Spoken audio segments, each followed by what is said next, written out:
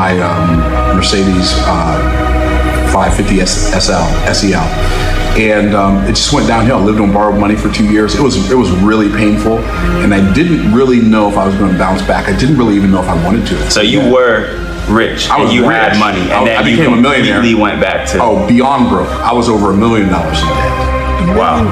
Jesus. Something. Yeah, but look at you now, yeah? In fact, most people, I'm telling you, if you're in £1 million of debt, you know how crazy that is. You think life is finished.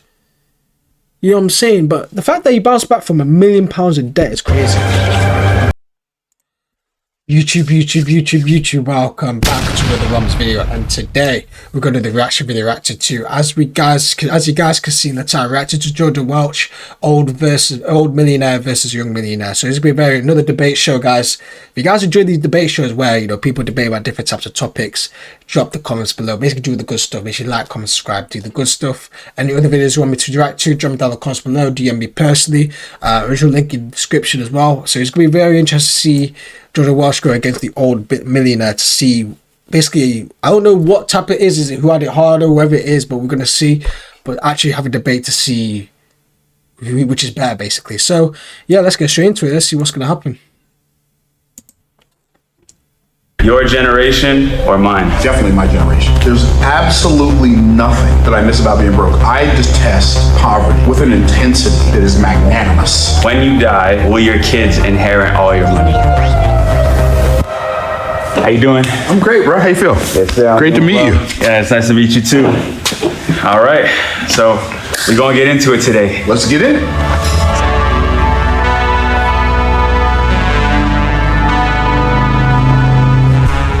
At what age did you become a millionaire? I was 45. 45. When I became a millionaire. Yeah. The first time, yeah. Yeah, for me, I had made my first $1 million in sales by the time I was 20, but I didn't actually become a millionaire until I was 25. Wow, okay. You made your first $1 million in sales, like $1 million in a year? In revenue, right, in e-commerce, yeah. Okay, cool. Yeah, but you didn't become a millionaire until you were 25. Yeah, it took me 5 years after that. What a late bloomer. Sheesh, what were you doing for 5 years, bro? Just wasting time? Just spending money, being stupid, yeah. Well, basically, so the 1 million is like, yeah, listen, I'm going to slack off. I'm just going to kind of do what I need to do, go out partying, go to different types of cities, go to different types of countries, spend my money, bro. That's the mad thing. If we have 5 years, is crazy. How do you make your first million in sales, and then you don't become an actual millionaire until 5 years? I get maybe a year or two, cool. But 5 years, that's crazy. But it's still young though, because at 20, you know what I'm saying? Basically my age, this guy made $1 million in sales. That's crazy. You know what I'm saying? I'm not trying to compare myself to him, but like, it's mad, you know what I mean? Obviously joking. Yes, when I was 25, I was broke. So yeah, man, congratulations. That's a lot of success early. No, thank you. Yeah. Thank you. For you, like being at 45, did it feel like late for you, or you felt like just on time, bro? Yeah. It's never too late. Like anytime you become a millionaire, oh, it's a good day. Yeah. It doesn't matter how old you are. You can be 45, 25, 65, 85. It's better than not alive. That's real. Right? That's real. So, yeah. Have you ever been broke before? Yeah. Many times in my life. I grew up with me and my mom and my stepdad, and we didn't really have a lot of money. You know, she worked as a front desk, taking care of my sister and me, and money was never a thing we had. You know, we just was getting by.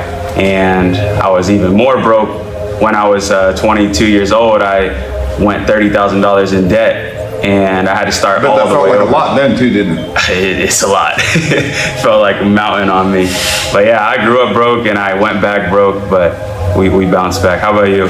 I was broke for the first part of my life.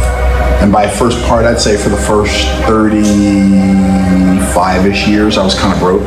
Then went to middle class for a couple of years while I was working on my business still. And finally got some stuff locked and loaded and figured out, put it on rinse and repeat. And then 2008 happened. Well, we had a series of stuff happen. My oldest son died from injuries he sustained in a car accident when he was 20. So that was in 2007. The next year was the Great Recession. Not that they're the same, but it's just like when tragedy strikes, it shakes you. Yeah, you know, and obviously when the Great Recession happened in 2008 as well, when everything just went down and shit. Back then there was no social media as well, like to the same extent. Like if the Great Recession happened now, like there was social media where you could get by it and you can do it.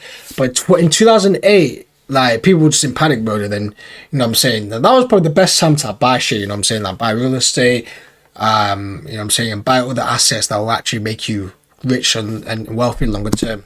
And so the next year was the Great Recession. I had people who owed me hundreds of thousands of dollars who disappeared off the face of the earth. And then 2009, I kind of rebuilt. Before that year was over, that was all wiped out again. And then 2010 got audited by the IRS and owed them over $1,065,000. I didn't have $1 million or $65,000. And it just kept happening.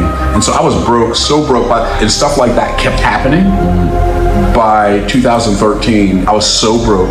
2012, I borrowed money from whoever would lend it to me, moved across the country, rented a house, short sold my mansion, me-possessed my cars. You say me-possessed, don't you mean repossessed? No, repossessed when they come get it, me-possessed when you take it back to them. And so I took back my Mercedes 550 SEL. And it just went downhill. I lived on borrowed money for 2 years. It was really painful, and I didn't really know if I was going to bounce back. I didn't really even know if I wanted to. So you were rich, and you had money, and then I became a millionaire. Completely went back to beyond broke. I was over $1 million in debt. Wow. Jesus, something. Yeah, but look at you now, yeah. In fact, most people, I'll tell you, if you're in £1 million of debt, you know how crazy that is. You think life is finished. You know what I'm saying? But the fact that you bounced back from £1 million in debt is crazy. Who had it harder, your generation or mine? Here we go. I mean, for me, just before we get into the thing, it's obviously the old millionaire that had it harder. Like, let's be honest, like, it's way easier to become a millionaire now than what it was 30, 40 years ago. There's way more opportunity to become rich. I always preach in my Romz talks, I always preach it even in my Romz reacts when it comes to money and shit like that. Like, there's so much opportunity to make money. I don't think people understand it. And people are starting to wake up a little bit, but there's still a majority of people that don't really wake up to the fact that it's so possible to make it whatever you guys are doing. You know what I mean? Like, if you guys want to learn a trade, if you want to do social media, you want to do sales, anything that's actually going to make you wealthy, or invest in like stocks and crypto and shit, whatever you guys want to do, trading, e-commerce, all that type of shit. There's so much opportunity. Like, and now we got YouTube. Now we got that. You can learn off other people. You know what I'm saying? For example, Jordan Welch, I know he does like financial advice for like e-commerce and shit like that. I used to watch him a lot back a few years ago as well. So he was quite useful. And obviously got different types of people. So the resources then, and AI as well. AI is another thing as well, where you can actually leverage off it to make money. You can leverage off it to find information that you needed to start a business. It's so many opportunities. So I don't think this is even a debate that there's, old millionaires had it easier, but then in reality, we have it easier than old millionaires. Well, it depends on what you mean by harder. Everything that's easy is like also hard, and everything that's hard is also easy. I think as far as harder or easier seizing opportunity, definitely my generation. There wasn't nearly as much opportunity. There was no internet, there was no Google, there was no YouTube. Yeah. So a lot of stuff that young people can do now to make fortunes, it didn't even exist when I was a kid. So what were the opportunities back when you were in high school that you saw people making money with? I didn't see people making money when I was in high school. No, high school, see people making No, it was a different. Back in the day, you think someone say, "Escape the Matrix." Guys, just come to my house and then you can show you how to get rich. People would laugh at you back in the day, but now it's like it's so common you see that shit. World. That's funny. That's such a funny question. But they were selling candy or selling drugs or doing something like that. They were selling drugs. I mean, there were some people selling drugs. Yeah, I definitely think it's easier now, but we have new challenges being younger, like with the social media, dopamine rush, with all this other successful people around you. You're comparing yourself. You saw nobody, but we see everybody getting rich. Who looks like they're getting rich. Yeah. Even the ones who aren't getting rich. You see people getting rich, you see people pretending to get rich, and that causes you to put undue pressure on yourself, and there's just more opportunities so like y'all have it harder in the area of opportunities to do things that can like end your flow, end your life, right? There's more opportunity for disaster in the life of a young person today than there was for a young person when I was a kid. Yeah. So it's just different kinds of hard. Let's see here. If you lost everything today, how would you get rich again? I actually did this before. Really? Last year, I did a challenge where I went back to being broke, and I started over from zero, and I tried to build $1 million business in 30 days, and I actually did it. I started by doing DoorDash because I didn't want to go apply and go for a 9 to 5. I had a car, so I went and did DoorDash every day, and for 1 week, I saved up around $400, $500, and then I used that money to do e-commerce because that was the thing that worked for me in the beginning. That was my skill. So I started running ads on TikTok to a dropshipping store. I lost the first 500, so I started hustling again. I started doing DoorDash again. I started reselling from garage sales. We even started flipping Christmas trees because this was around the holiday season. We would go buy them from Home Depot, and then we put them on Craigslist and do free delivery. So that's how we were really making money, is that we were getting paid for delivering the trees. So I was just doing whatever hustle I could get my hands on to put into a business that was scalable, because none of those other things were scalable. And then I eventually got that store to the point where I was making $2,500 a day, and that was all in like 3 weeks. So you find e-commerce businesses like an easy Of this as well. I think the person that you know someone's wealthy is where you can literally take out, they can be back to broke, they can literally have no money, but then they can still have the mindset like what Jordan Welch is saying into making sure that they can make the money back. And a lot of people don't have that mindset. A lot of people just think, oh, I'll become a millionaire, then as soon as I lose the money, they're fucked. But that's what I want to get to. Like, imagine, like, say, God forbid, like, all my shit goes down. You know what I'm saying? That's why you don't want to have one stream of income either. Like, you need multiple streams of income. But that's a different type of topic. But going back to what I'm saying is that, like, say, like, for example, my YouTube went down, like, or YouTube's went down. I know that, I can still make money. I can still be successful because I already have the mindset installed in me and the discipline and the drive in order to make that money. You know what I'm saying? So people have it in different ways. I guess some people have it stronger than others. Some people are not really that mentally strong to be doing that. But I might have to do that. If I actually become rich, I'll probably do that where I just go back to $0, £0, and then start working, hustling to get back to where I am in 30 days. And just to see the struggle and just to see how hard or easy it is. So it's very, very interesting. But that's some really important underrated skill a lot of people sleep under. easy way to, like, a simple, not necessarily easy, but a simple way to like create cash flow out of thin air. If you have money, it's good. You need capital though. To run ads is expensive. Okay. It's super expensive. Okay. Yeah, because I stuck my toe in the e-commerce water. Man, crocodile almost bit my foot off. I'm like, nah, I ain't doing this. That's how it goes. That's fascinating. Have you ever had a moment where you thought you would lose everything? When you say everything, you mean like all my material possessions? Like, no, everything. Like, it's done. The career is over. Like, yeah. It was more like I felt like I'd already lost. I'd lost my money, my house, my car. And how old are you when that happened?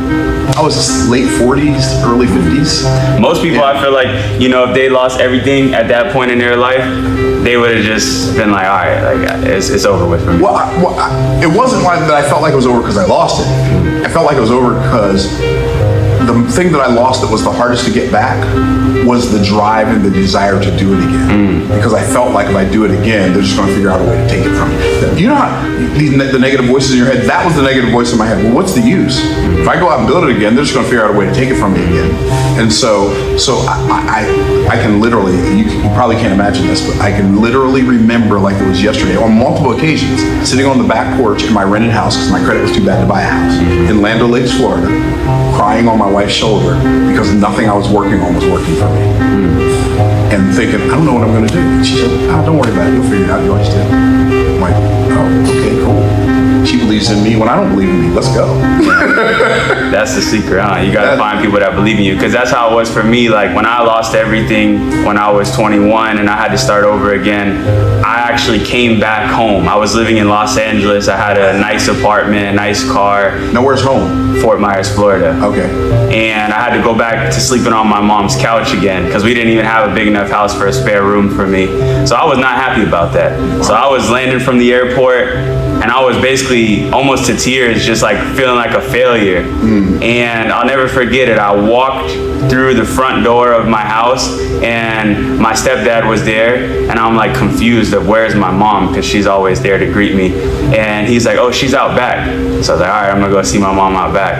And when I opened the back door, all of my closest friends and family over the years were all waiting in the backyard for me with signs that say, welcome home. Wow. And everybody gave me a hug, and my mom loved on me, and I choke up thinking about it, because it was like, okay, they believe in me. Somebody, but I don't believe in me, but they do. Wow, so awesome. Yeah, that actually shit happened, but that's actually a big motivator. Like, imagine like you're in that position where like you had to go back home because, you know, you've lost your shit, and then people surprise you saying that, well, we know you're in that situation, but you can still do it, bro. That should be a kept me going. Nothing like a support system, bro. Yeah. Yeah, for real, for real. Wow. What's the dumbest? It's a debate, though, isn't it? This is more of a, they basically agree with each other. Because when I say old versus millionaire versus young millionaire, I thought it'd be more of a debate, but it's kind of more of like a discussion. Thing that you spend money on? I always fly first class. I really like to do experiences at the highest level. Yeah. Like when you start to experience like concerts or hotels at that 5-star experience, then when you go and stand in the crowd, or then when you go and stay at the Westin, it doesn't hit the same. Right. Maybe I already ruined my dopamine receptors in that regard, but like everywhere we go, I'm not saying I'm going presidential suite, but I always try to get like nice everything everywhere I go. That's probably the dumbest thing I spend my money on. So do you really think that's dumb though? Because that communicates something to you about you that helps you believe in yourself when you get ready to go. I don't think it's dumb, because if he's, this is the thing, because I saw TikTok though saying that I will never fly first class because it's too expensive and stuff like that. Okay, cool, yeah, is first class worth it all the time? No. Like for me, if I'm going on a 1 hour 2 flight and I'm going to go first class, no point. It's no point. It's only 1 hour 2 flight. If I'm going to Dubai, or if I'm going somewhere in the East, or I'm going to Asia or something like that, then it's going to be like a 6-7 hour flight. 100% I'm going to be taking first class. 100%, and I'm going to take that. And the reason for that, it's not even just because they're expensive, because people just always look at money. The value you get at first class, you can actually network with a lot of people as well. That concert analogy is really good as well, because the people that you're going to meet in the nice concert areas, they're going to be high prestige people. So you're going to meet them and you can actually have a discussion about how they become rich, and they can actually give you advice to make sure you can elevate your career that you might not even known yourself. You know what I'm saying? So this is the thing a lot of people sleep on, is getting to those high positions. Go to that 5-star hotel. Go to this fancy dinner, shit like that, because you meet people that you never would have thought got to that level, and they might have advice for your shit, for that shit as well. That's what I have the mindset for, because people say, oh, it's too expensive, but you're right, I can make the money back, man. You know what I'm saying? You can make the money back, man. You know what I'm saying? It's not that deep. But at the end of the day, like the networking or the opportunity you might have to speak to that person, you'll never get that back. You'll never get that back. So it's very, very interesting to see that. The next thing, I think, don't you? Or no? Yeah, I love it. But somebody else could probably be like, that's probably pretty dumb. No. Yeah. Like if you see last the person that said they're dumb, then they don't know how networking works. year, you know, all the trips and everything we did, you're probably like, all right, Jordan, like that's maybe too much. When you die, will your kids inherit all your money? Oh, but my kids and my grandkids, 100%, 1,000%. And I know a lot of people think, oh, you should give it away. Dude, somebody who doesn't know what to do with it? No, I'd rather give it to my kids who do know what to do with it. But what do you think about like the families where their kids get a bunch of money and then they don't have any drive or discipline, they blow the money away like most rich families? But the problem wasn't that they got the money. The problem was that they didn't teach their children. My son is my business partner in one of our most successful businesses. My daughter's the CEO of her company. She runs it better than I ever did. Right? So when my kids were in elementary school, we were playing Robert Kiyosaki's cash flow game around the kitchen table for cash, and the one who got out of the rat race first won $25, and the one who got out second got $15, or $10. One who got out third got $5. I've been teaching my kids about financial literacy since they got here. Why would I give my money to somebody who's going to use it for God only knows what when I can give it to people who can perpetuate the vision for the family? I just believe that not only am I going to leave all of my wealth to my kids when I die, I'm passing some of that wealth on to them now.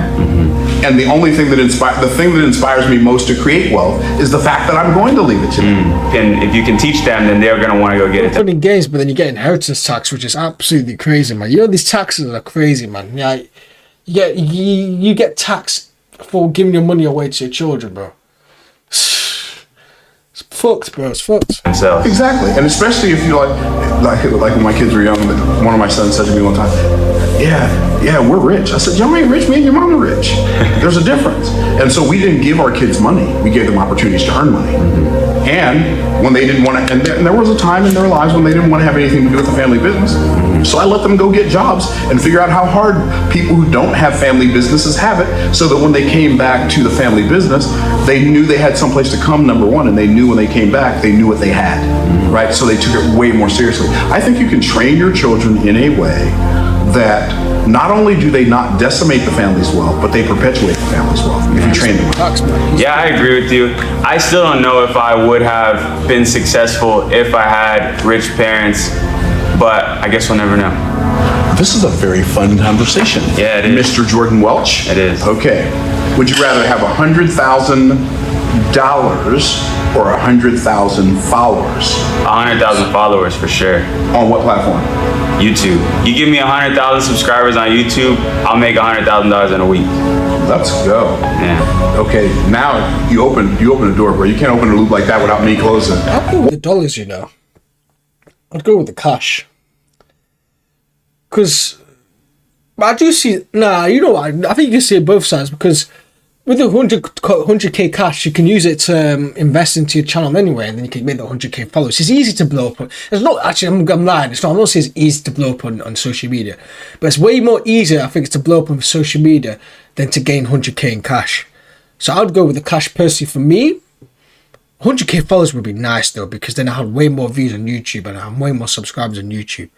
So, I mean, I'll take both. If I could get both, I could get both. But I think it's not an either. If it's an either or, I think they're both good. But if I had to pick one, I'd say 100k cash, because I could use that cash to invest in the setup as well. Mainly, I'll probably use that shit on.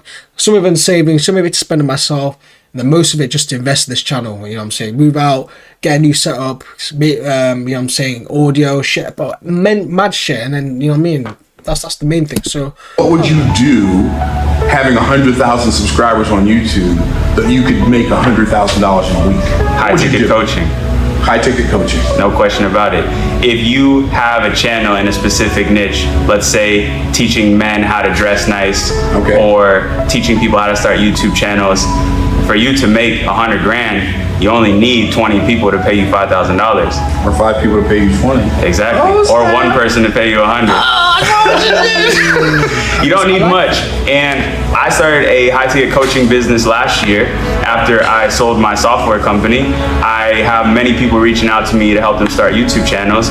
And this business has been the most cash profitable company I started in years. And it's easy. Like, I'm literally getting paid over 100 grand profit a month just to talk about the thing that I love the most, which is YouTube.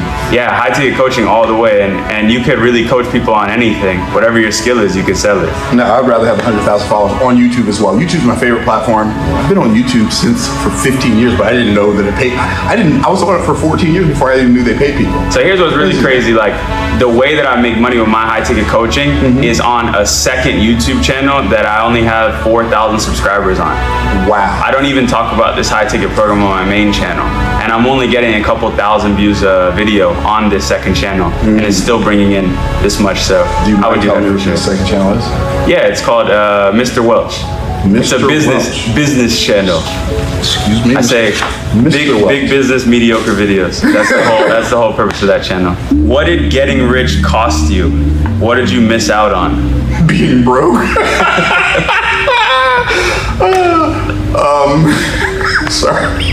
That's real. That's the first thing that came to my mind. Yeah, you definitely missed out on that. I missed out on being broke. Well, you had your broke days. I did have my broke days, but I missed out on going to the games, watching games. I missed out on some of my kids' recitals and stuff. I'm like, yeah, I can watch them play right now, or I can build something so great that we can all play together for the rest of our lives. We missed out on a lot of stuff, but it was intentionally missing out so that we wouldn't have to miss out for the rest of our lives. Yeah. What about you?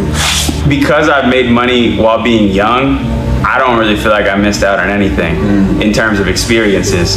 If I feel like anything I missed out on is some peace, because I feel like since I was super young, all I ever wanted was to get rich. So when I look back at high school days, I was very anxious and I was always like just thinking about money. So I guess maybe a normal experience of a kid, I missed out on some of that, but I've now got to do all that stuff now as an adult, so. And if you had to do it all over again, you'd probably choose the same thing. That's right. Yeah. Be honest. Is there anything you miss about being broke? No. Hell no. There's absolutely nothing that I miss about being broke. I detest poverty with an intensity that is magnanimous. So no, there's nothing. That's a new word for me. You said magnanimous. Magnanimous. I like that. I'm gonna use that one. Yeah. Nah, I think there actually is one thing I would say. Yeah, you know, the one thing it's got to be the story times, though. Like I'm not saying this like I'm a millionaire. I'm not. But I'm saying just to think of what there is. We not think that like like the story. I think for me, if I was rich, the thing I'd miss out being broke, like the story times are like talking to my friends, like, and just the lifestyles living back in the day, bro. Like, yeah, it was crazy, man. It's absolutely crazy. Then now you're actually there. It's mind-boggling. It's mind-boggling. Okay, before, and I think this is just from going to being a boy to a man, but like before, I felt like my circle and my family and stuff was like taking care of me, and they still do, but now I feel like everybody's looking at you. I'm taking care of everybody, financially, mentally, emotionally. So like that dynamic has shifted, but I don't think that it's all because of the money. I think that's just when you become a man. I think that's what happens. But maybe I look back on like, if there's anything, I definitely sometimes miss that. Yeah, there is a level at which you feel like if you've got something you're dealing with, you don't have anybody to talk to. Yeah. Yeah, that's real. Last two. Unless we think of some more. What's the best piece of advice you've ever received about money? I once met the richest man in Florida. His name is Thomas Petterfy. He owns Interactive Brokers. They have over $300 billion in management. Woo. And he told me the only thing that they can never take away from you is what you learn. And when he told me that, it made me realize that the most valuable thing that we have is our knowledge and our skills. So if we are constantly pursuing knowledge and constantly getting better at the things we focus on, you will never go broke in your entire life. So for me, that has been the greatest piece of advice I learned about making money. Wow. So for me, he patted me on my shoulder. He said, "Myron, you've done really, really well, but you could do so much better."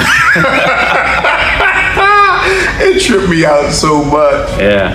Sometimes you need people to remind you that. Yes. There is no there.